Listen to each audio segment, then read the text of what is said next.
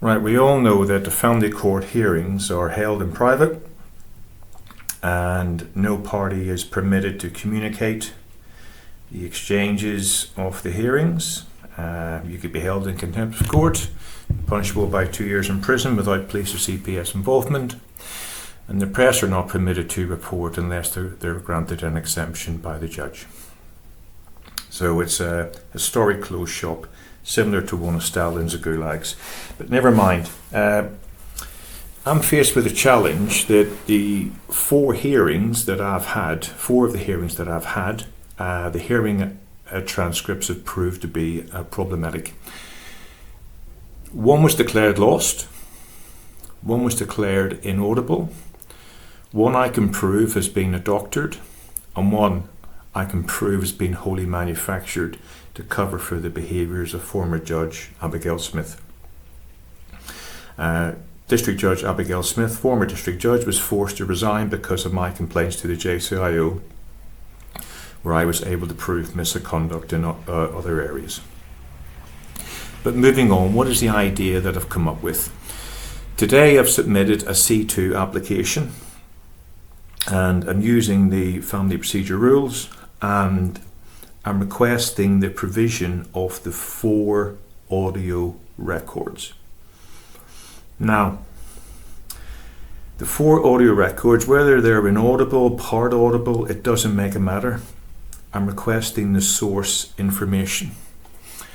Right? Now, I've done some kicking around and I found out that the supplier of the technology that records court hearings for HMC CTS is a company called AVI Wiley.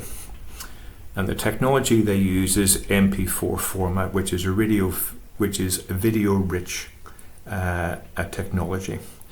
So, if the court declares still that the audio records are inaudible, and here is a record, Mr. Applicant, of the CD that has just got buzzy sound in it, there's nothing that is audible. If they do that, then what I'm asking for is show me the service of tickets that the court service raised with the supplier seeking remedy of the recording issue, of the claimed recording issue with the technology. Can you see where I'm going with that? So if they don't provide any of that, and I'm not expecting the court to, because it's Judge Scarratt's court. He's the head linchpin for Canterbury and Medway Family Court. And please see my other videos on his conduct towards women. I've been made aware of several cases of his conduct towards women, which is horrendous, absolutely horrendous. Makes my case seem a juvenile in comparison, but never mind. If I can get these audio recordings, I then have a lot of collateral to report both Judge Scarratt and former Judge Abigail Smith to the police for criminal conduct. Now, we know the judges are immune from prosecution, but as I understand the law, that is for judicial conduct. And rightly so, judges should be protected for their judicial decisions. And that's an embodiment of the Magna Carta right through to the Constitutional Reform Act. So I totally understand and agree with that. But the flip side is, what if there's then an abuse of that office and a falsification of the records to protect the decision making of that judge? That is not judicial conduct. That is criminal conduct, and it's perverting the course of justice. Moreover, I know and can prove that a transcript was doctored. A judge can do that solely by herself. Judge Abigail Smith in this case. She would need help from the court staff. So I believe that the court staff are actually culpable as well. And that leads me on to misconduct in public office, a criminal offence.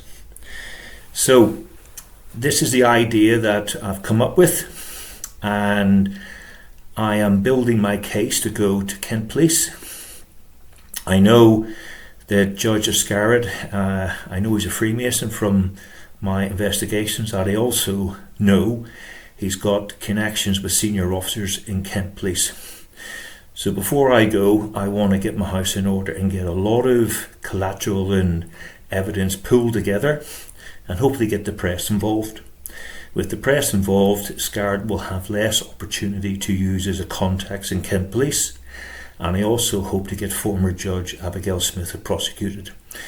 If I can achieve those two outcomes, particularly Scarratt, I then have cause to submit an appeal to the Supreme Court, or I believe I've got cause, which they will then enable me to reconnect with my children, send them presents and tell them that I love them.